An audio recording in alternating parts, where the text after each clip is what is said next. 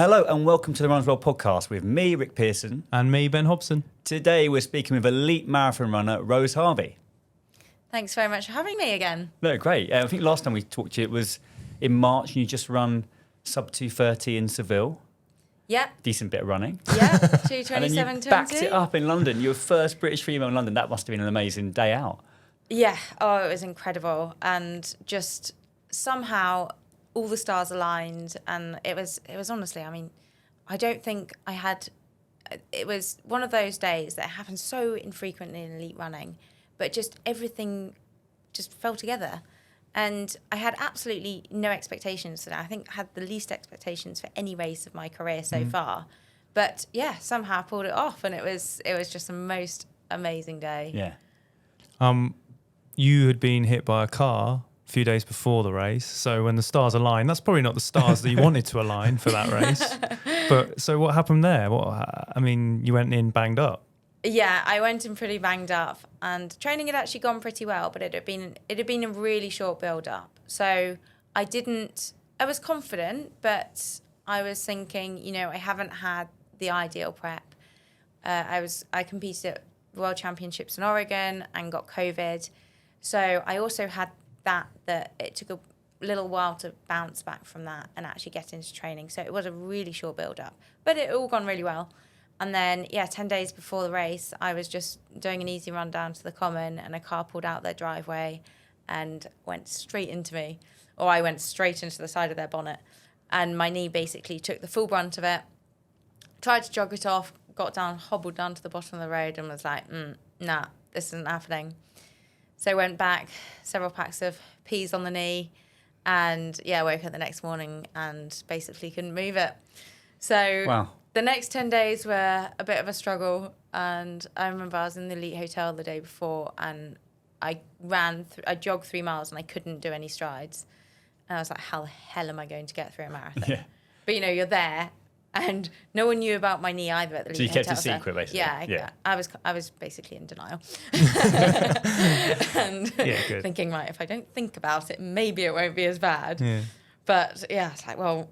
either start or I don't start. There's nothing else I can do. So I just, went in and thought, we're going to try and enjoy it. So did you say you had very limited expectation for the race? Was that because of the short build-up or the knee, or just generally it wasn't part of your plan for the year for that to be like such a big race? No, it was more the knee. I think before that, I didn't necessarily plan to do London originally, but after Worlds and having to DNF from that, I needed a good race. Yeah. And I didn't want to finish the year on that note. So I was like, right, I'm going to, Worlds was it was an incredible experience overall, but it was a disappointing race. Yeah. And London is the next best thing. It was just the most amazing atmosphere on your home streets.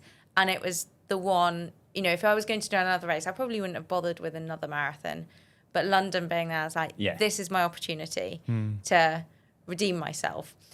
And so, that then became, I did actually have a lot of expectations for it before I got hit by hit by a car, and kind of my knee put paid to everything. Yeah. When a day is going well, do you know early on, do you actually get a sense within like the first 4 or 5 miles, you're like, actually, I feel great and this is going to be a good race? Or is it something that actually you have to wait until mile 20 to realise how it's going to go for you? I think with a marathon, you can never be that sure until you get to the really mile, the last 10K. I think especially this year, I was going along knowing that, okay, I'm getting through it, but it was literally take each mile at a time. And I was getting through it, but I was like, at any point, my knee could just give out. Yeah. And that could be it. And... yeah, I think generally in a marathon, you see so many people absolutely flying till mile 20 and then fall off a cliff. So I think, in shorter races, maybe you can get an idea from the get-go that you feel great. But I think marathon, you can never bank it. Yeah, for sure. Do you think that then the potential of your knee just giving up, did that change your strategy from how you would have run the race anyway? Or were you just like, I've got to go all in anyway? I think I just went all in. Yeah. Yeah, and tried not to think about it. Yeah. And just, the marathon's such a mental game. So actually a lot of my prep, in that 10 days was, I mean, I couldn't actually do much running. So a lot of my prayer was just like, right, how am I going to deal with my knee and the mental struggle of having an injury in the race? Yeah. And it was, a lot of, I pulled on everything. And, you know, when it started, it wasn't, I was aware of it. It was sore throughout the race, but I was like, right, okay, if it doesn't get any worse, I can do it. And then I was thinking when it got sort of twinged a few times, I was like, right, okay, starting to hurt. But, you know, this is my coach, actually. I spoke to him just before the race. He didn't know about my knee, but he just happened to say the right thing. He was like, remember, when it starts hurting, that's when you show everyone how strong you are. And I just played that in my head and I applied it to my knee. I was like, right, it's hurting, but this is where I show everyone how strong I am. So it was really, you know, it just became a nice mental battle that I was just determined to not let it stop me. Yeah, amazing. And you finished 10th overall, and I guess you would have finished ahead of lots of people who've been elite athletes their whole life. But your story is really incredible because that's actually not the trajectory that you've been on, is it? Yeah, not at all. I started taking running seriously at the start of lockdown. And before that, I ran for Club and Chasers, my local club. But it was very much a weekend hobby. Okay. And I was working in corporate law, so it was a 100-mile-an-hour job, work late nights. The evening sessions were pretty much a write-off most of the time. So I really did most of my running to and from work, just to save getting on the tube, and a few sessions with the Chasers. But, you know, it was very much amateur level. I think I was running kind of 35 miles a week. I actually I did the London Marathon twice before, but I remember I got through it with basically doing 3 sessions a week and no other running. Apart from maybe like a run to and from work. Yeah. So, that was very much my approach. And then lockdown changed everything for me when I got made redundant and suddenly had 3 months garden leave and decided to just set myself a challenge and essentially train like a pro athlete for 3 months. Right. And I actually started training for triathlon originally, but that then, like everything else in lockdown, got cancelled about 3 times. So that was where I kind of, really upped my game and started taking it more seriously, got some help from a coach with my running, and it just snowballed.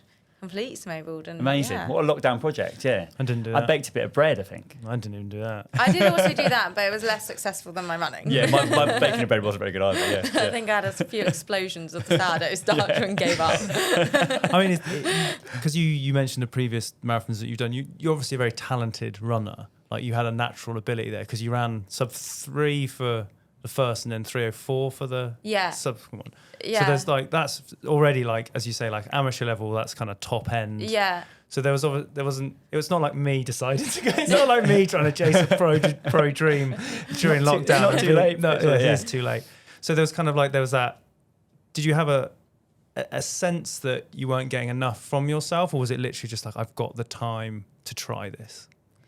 It was more, I've got the time to try it. I mean, honestly, I didn't, 2:55, 3:04 is, you're right, I was sort of top, I'd say 10% of the women in my club, but it's still such a big jump. It's not half an hour. Yeah, is, exactly. Yeah. And, I knew that was where the pro level was at. I was like, oh, well, it didn't even come into my imagination that I could get to that level. It's a huge leap in time. Yeah, like, I mean, exactly. It's tricky when you talk about time because it's all relative to everyone else's performance. But the difference between an amateur running 3 hours and the pros running 2.5, that time at the sharp end, making up those differences is huge. The minutes become really hard at the end. Yeah. But I actually, when I after I was training for triathlon, and then that got cancelled, and then my kind of secondary goal was actually to go for a Surrey vest.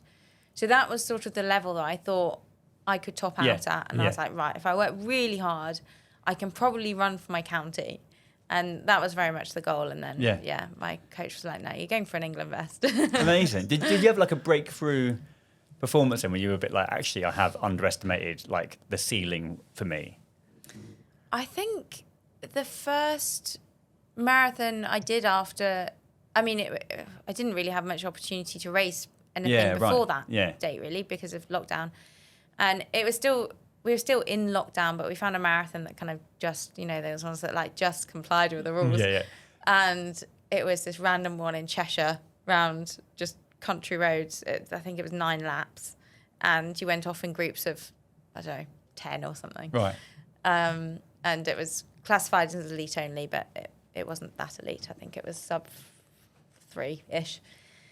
And I ran 2:30 and 58 there. Yeah, wow. And, that was like a 25-minute chunk off my PB, and that was really where I think, to be honest, before that time, I hadn't had a benchmark and I hadn't been running with anyone or had any races. Yeah. So I'd just sort of seen my times gradually get better, but that was the date when I was like, oh, I've actually Hang on a sec. Yeah. taken a big leap here. Yeah. Wow. Yeah, that race environment brings it out, right? Like, if you're training in lockdown and you're not with people and all that sort of stuff, and then you'll turn the line suddenly, and you've got an opportunity to go and follow the right person, or just steam off on your own. I don't know how the race went, but it's kind of, you suddenly have this moment where you're going to go, oh, this has worked. And then I think when you see your time sort of up there with other actual professional marathon runners and elites, you're like, oh, actually, I'm there. I'm in that bracket. Yeah.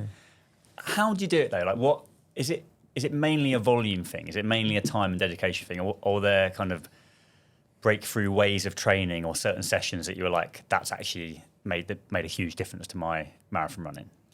I think it's honestly just, it's a really boring answer because I wish I could give a recipe of this is what you can go and do. Go and do these 3 sessions and suddenly your life will change. Yeah. But it's just honestly consistency. And I mean, I did probably, well, I basically tripled my training. Yeah. And if you do that, you get fit. Yeah. But yeah, it's harder. It's hard to do it. It's hard to, I think in a way I've been lucky that I've been able to tolerate that huge increase in training because it is difficult to do. And, I definitely haven't gone unscathed. I've had a fair few injuries along the way that are kind of as a result of ramping it up massively. But yeah, I went from, running 35 miles a week to actually the first marathon build I did sort of 75. But still, that's double my mileage. It's a low end, isn't it, for elite? But yeah. And then with cross training on top of that. So it was a huge increase in training. And just the consistency, because before, mainly because of work, running was very much a hobby. I mean, I still kind of think it is my hobby, but it was very much a hobby. And if I had a busy week at work, then I might not run at all. Yeah, right. Yeah. And then you lose that consistency, and you just, that's, I think, where you just need to build week on week on week to really see the changes. Yeah. It's a good answer, isn't it? And it's probably the reason why a lot of people don't do it. So it's difficult and you've got to do consistent. It's not particularly exciting, some of it. It's actually just consistently doing it again and again. Yeah. And I think it's the big kind of mental change is you can't just run when you're motivated to run. You have to commit. Right. Okay. Yeah. Like whether or not you want to go out, you have to go out. And I think that was a change for me, and getting a coach to kind of hold me accountable. And actually before, I would just run if I wanted to run to work and not get the tube. Yeah. And if it was raining, then I might not run for a week. Like now, I want to run for ages. But yeah, that was a big change. Right, you just get out every day, whatever you're feeling. Yeah. We were talking before we started recording just about how this is a bit of an off season. You've not been running a lot recently, a couple of injuries that you've been sorting out, but how that when you had a job and the sort of like the non-running bit of life and the balance between that, and now this is your job and the not running, and how that you've quite conflicted, but you're also quite good at not running. Like we've interviewed pros who really find it hard to step back. I've got people really keeping the reins on me. Right. I've learnt that I have no self-control with holding back and taking rest. So I now have someone who makes me take rest. Excellent. But is it when taking the time when it was a tussle between the working life and the running life and the sort of the two bits and pieces, having the downtime now as your job and actually being forced to sort of slow down? Do you think that the old career side of you has actually kind of like allowed you to be a bit more calm about it, or do you think now that it's all running job that you're kind of like still stressing about it? Yeah, I think I'm more stressed about it actually, because when I was working, I could go into the office and actually throw myself 100% into work, which is what I should have been doing because it was my job. But when, it was actually almost a bit of a relief to be like, right, okay, I can be 100% on work and not sitting there being like, oh, I need this conference call to end now because I need to leave for training. So I had that, and I had that distraction. But now it's like, it's actually it's funny because it's actually my job to rest and recover as well, but that doesn't come naturally. I think because running is now my job, I think there's definitely part of me that's like, I should always be running. Yeah. But you can't do that. Yeah, it's true. Do you have a marathon session that is a great gauge for how fit you are? If you're like, if I nail that session, I know that I'm in like decent shape. Yeah, there are a few. I think there's a great session I've done a few times, which is 3x10K or 3x6 miles, depending on how you spin it. And that's always been sort of the peak of my training block, and the one that I'll do. I normally do it about 4 weeks out. Like marathon pace? Yes. Okay. Start a bit slower than marathon pace, then a bit quicker than marathon pace. And that one, if you nail that one, there's a kind of a big build up to it. And that's where it's like a dress rehearsal as well. I'll wear my race kit and get all my drinks ready and do the full thing. And that's a really good benchmark. But actually this time I had a new session, which I loved, and it actually focused a lot on like the last 10K of the marathon. Okay. So it was it was pretty much 3x10K, but you just don't stop. It was just progressive. Yeah. It was 6 miles. And getting quicker the whole time. Right. Yeah. And that I came out of that session. I actually did it at altitude as well, and it was brilliant. It was the best session of my whole block. Yeah. It's like, I'm ready. I know I can do that. And I pulled on it on the last 10K. I remember the last 10K, I was like, hang on, this is the bit I've practiced. I've got it. So, yeah, I think if you can, basically any session that prepares you for that last 10K and hitting marathon pace on knackered legs, that is great prep. Yeah, a confidence booster. Yeah. It's unfortunately such a big session, isn't it? It's not one we could do at lunchtime, I don't think. No. No, I think maybe you just might. a 10K. Maybe one 10K. No. I don't think you do much work in the afternoon either. But I think it's that psychological bit of it. It's great to come out of those sort of when you physiologically you feel fine tuned and you're kind of all good. Yeah. And but when you can tap into that at the end of a race, knowing full well that you've pushed possibly harder in that moment, that's when those sorts of sessions really help. Yeah, definitely. Just so you don't freak out when it starts to really hurt. Yeah, which it will. Yeah. That is the marathon. If we spin back to when we last spoke in March, at the end of the podcast, we kind of asked you about the change in career and sponsorship. You managed your response quite nicely and sort of said that there may be things coming. And about a week later, you signed for Puma. So how did that come about, and how's it been signing, like a proper pro deal? Yeah, it's been amazing. It's actually quite funny how it came about. They slipped into my DMs. Oh, right. The modern way. Yeah, I got a message on Instagram from them, which I don't think is the normal way that people sign they're deals. not like major corporations tend to approach athletes, for sure. But it worked. Yeah. It's been brilliant. They're honestly a great brand to work with. And they've just got a lot of momentum and, they're quite new to the road running scene, really. They've done a lot in track for a long time, but the road running scene, they're really quite new to it and have put so much into it and so much into the shoes. And honestly, the team are just so passionate about it. Yeah. It's a really fun brand to work with, and it's just been involved with a lot of cool events with them. And it's a lot more than just running in the kit.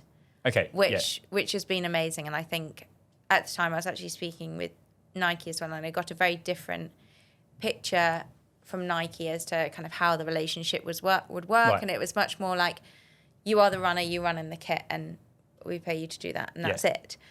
But Puma is much more of a kind of family, and you're involved with the brand, and it's a full kind of, it makes so much more of the career. It's been brilliant. And they've got a super shoe, right? You presumably were wearing like a carbon plated shoe in London. Yeah, they've got two. Well, they've got two iterations of the first one now, and I actually ran in the second one. So I ran in the DV8 Elite 2, which is not actually out yet. I have so many people being like, where can I buy it? Where can I get this shoe? But it's not out yet. But it's the DV8 Elite was their first shoe. Right. So the second one is the version 2. And then they've got the Fast R as well, which is that's that pink and orange one. Oh, It yeah, looks yeah. You've been very running in that, cool. haven't you? Yeah. It looks Yeah. very cool. It looks very kind of spacey, and Yeah. you can see the carbon plate in it, so it's a very cool looking Yeah. shoe. But yeah, I actually run in both of them. Yeah. They're great. Nice. I mean, it is interesting, like how the brand and the shoe is now so much part and parcel of like every like. So New York was at the weekend. I don't know when this is going out, but anyway, New York happened recently, and you know the winner is an Under Armour athlete, and she was wearing their new Elite shoe, and the story is just like surprise winner in this shoe. Yeah. Do you know what I Tell mean? me about the shoe. It becomes so much more of a thing when you were looking to have a sponsor. And obviously Puma are slightly newer to the game than Nike were, as you say, or whoever else you were talking to. Did that come into it? Were you kind of like going through their product list and being like, actually, I'm going to need something like that now? Or was it sold? You know, you kind of knew that most brands are going to have something. No, it was a really big factor for me. And to be honest, before I spoke to Puma, I hadn't run in any of their shoes. Yeah. So, and obviously for anyone, but particularly I think for marathon, you know, the shoes are so important. You've got to have something that really suits you to get through 26.2 without any discomfort, because you do not want any shoe issues. And I'd run in Nike and I'd run in Adidas, and that's all I'd run in basically. Yeah. So it was a really big consideration, but I think I was first of all convinced just because they taught me so much about how they made the shoe. You know, they spent I think 3 years making these shoes. Right. The innovation that went into them was insane. And they invited me out to Germany to go and see the basically where the magic happens, where they make the shoes. And so I was kind of sold on, right, okay, they're going to be good shoes. Yeah. So really then the question was just, do they fit and are they comfy? Do they suit me? Yeah. So I had a good sort of 2-3 months of testing them. And I actually started speaking to them straight after Seville. So I had a bit of time off, then got into it. So I had quite a long period of build up, just testing the shoes and testing loads of different models and checking that they worked for me. So yeah, it was a huge consideration. Yeah, definitely. Yeah, I think like the difference that shoes can make.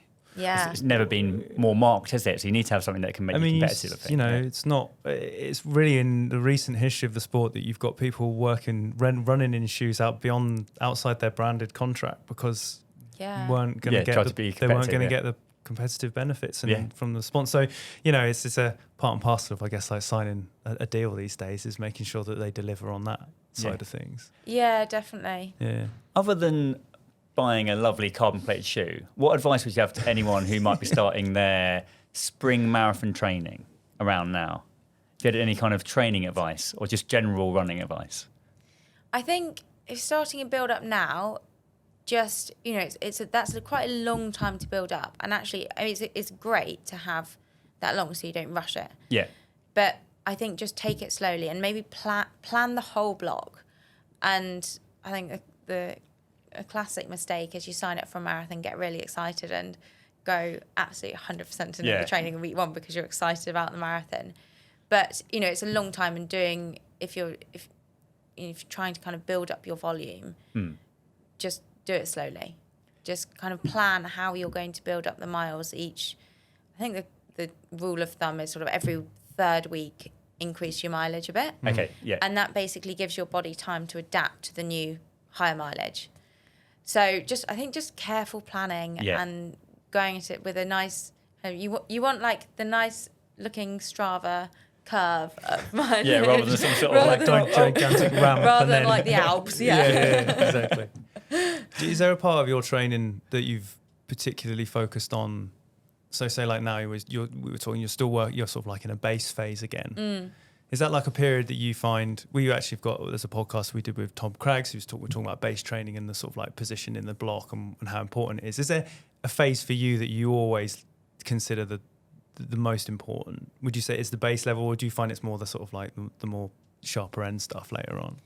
To be brutally honest, I think it's the first time I've actually ever done a base phase. There we go. I've rolled from one marathon to the next and either been injured or just going full pelt at marathon training. Yeah. But having said that, I think the base phase is incredibly important, and I'm of course itching to get back to running, but at the same time I'm enjoying just being able to take the time to build the foundations, because you got to do that. And I'm getting in the gym a lot and working on all those things that you actually don't really do as much in marathon training because you're knackered. And just, I think, building some strong foundations. Your body's got to carry you through 26 miles, so you've got to be strong, and any weakness will come out in the marathon. So I think, it's so, like, base phase is so important, and just kind of like niggle prevention and correcting all the tiny little issues that aren't really an issue, but they could be if you don't nip them in the bud. Yeah. Looking forward, what's the ambition now? You've done so well at London. There's such an amazing kind of rise. What are you shooting for? Well, Paris 2024 is a big goal. Yeah. So, and it's really not that long away. So I think next year really is going to be the time when I've got to really get my time down. So what are we talking here? Like, what sort of time would you have to run, you think, to get it? Is it 2:25, something like this, or? Well, the qualifying time is 2:28. Yeah. Well, actually, they haven't released the policy yet, but I'm assuming it's 2:28 because that's the world standard. Yeah. But I think realistically, to be competitive, it's going to have to be like 2:24, 2:23. Right. Okay. Just because that's where the standard of women's running is at the moment. Yes. It's amazing, but it's tough. Yeah. When is the first qualifying? God, I don't know. So the window is, I think normally it runs from January next year, and then you'll have through till probably like end of April 2024 to get the time. So there's kind of a few opportunities to do it and cut down my time in chunks, hopefully. I think with you it's really exciting because possibly, unlike some other runners who might be running kind of at a top level for a while, who might have a better like sense of where the ceiling would be for them. For you, that the possibilities are maybe more exciting because actually you're still relatively new to marathon running. Yeah, and I do feel like, there are so many more improvements I can make in so many aspects of my training because I haven't done that for the last 10 years or whatever. Yeah. I've still got all those improvements that I can make, and I think it's not. I do kind of feel like it's not just marginal gains and chipping away at the seconds. Yeah, it's actually exactly. like I could take a good chunk off still. Yeah. Do you know? Have you got like a marathon in mind to do it at, or is that that depend on a few too many factors? I think it's kind of hard to plan this far out, but I would love to do Berlin. Yeah, okay. And actually, timing-wise, that'd be great. Yeah. I think after this year, it was such a fast race, and it just seems like a really great one to do. Have you ever run it before? No. Okay, all right. Yeah. No, but I've heard a lot of good things. Have you done Berlin? I haven't actually. I'd like to. I haven't either. Yeah. Well, let's go. Oh, let's go. The Olympics, here we come. Team trip. Off we I go. feel like with all the beer and parties afterwards, I'll get a good contingent of supporters as well. I could Yeah. get a fan club along. That'll be the We ones could just that- we could just turn up afterwards. Actually, the couldn't we? family will definitely visit. You know, when you go, I'm doing a race, and they go, and you go, it's Berlin. Oh, yeah. okay, sure, yeah, I'll come in. Exactly. Yeah, that sounds good. Yeah. Good party. Has there been any like a great revelation for you in your processes, like be it diet or a training, or I'm just because it's such a steep learning curve that you've kind of gone into that you kind of we don't really get that in the modern world of athletics and running. You don't kind of get that huge sort of shift in like lifestyle. Yeah. Was there anything like did you suddenly realize like, oh yeah, like if I just eat that, I'm like that made a huge difference, or like my diet before was terrible and now I'm like someone's telling me like this is fantastic, or did it was obviously going well for you before anyway, but just the shift to just time, I guess, being the main thing. Yeah, I think time and consistency. But I mean, I wouldn't say there's been one revelation. So there've just been so many revelations. Right. And I think kind of more recently, a big one has just been about recovery. And that's what I used to really neglect. And my approach was cram as much training in as you could. Yeah. And as much as your body could tolerate. And just, that will get me there. And actually, to get it's not just about not getting injured, it's about adapting and actually improving. And I hadn't been taught all this growing up because I didn't do athletics. Yeah. And just learning about kind of the more sciencey aspect of actually how recovery benefits has been amazing. And I think especially when I was working full time, I'd go to work, get up, train, go to work, go to training in the evening, get back late, kind of couldn't sleep because I was wired from training. And then you'd be up at 6 and do it all again. Yeah. And in my mind that was like, okay, this is how I get good. And yeah, it got me good. But I think I've realised the importance of recovery, and I've seen, since I'm lucky enough to now just do running for my job, that has been the main difference, to be honest. Yeah. My training hasn't changed that dramatically, but it's just been the recovery and the gains I've noticed from that. Well, thanks very much for coming on the Run As Well podcast. Great to talk to you about your marathon journey, and we wish you all the best for the Olympics in 2024. Thank you very much. Yeah. Thank you so much for watching this episode of the Run As Well podcast. Please do subscribe to the channel. If you're listening on a traditional format, just subscribe to the podcast. And thanks for watching. Told you. What a pro.